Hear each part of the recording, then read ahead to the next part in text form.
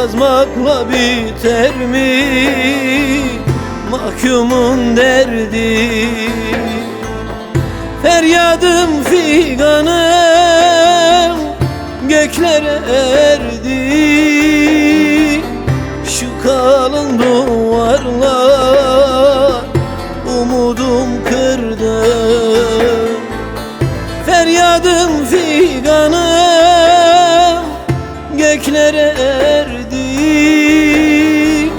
Şu kalın duvarlar umudum kırdı. Ağlarım şimdi, yanarım şimdi. Mutluluk uzaktan bakarım sana. Ey Bayrampaşa, sen Bayrampaşa, yıkılsın duvarın, külün savrulsun. Ey Bayrampaşa,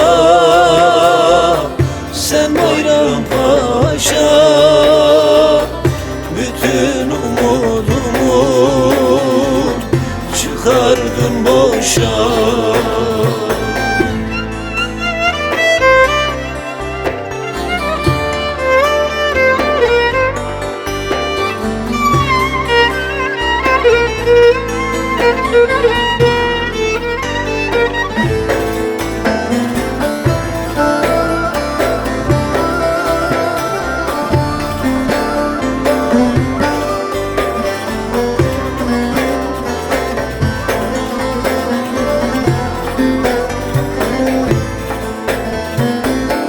Düşmeye gör dostum ayak altına, elinden tutup da kaldıran olmaz. Var günümde yanımda var olan dostlar, şimdi bir yangına atıp kaçtılar.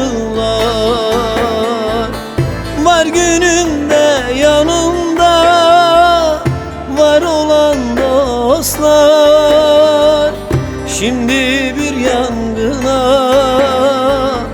atıp kaçtılar. Ağlarım şimdi, yanarım şimdi. Mutluluk uzaktan bakarım sana. Ey Bayrampaşa, sen Bayrampaşa, yıkılsın duvarın, külün savrulsun. Ey Bayrampaşa, sen Bayrampaşa,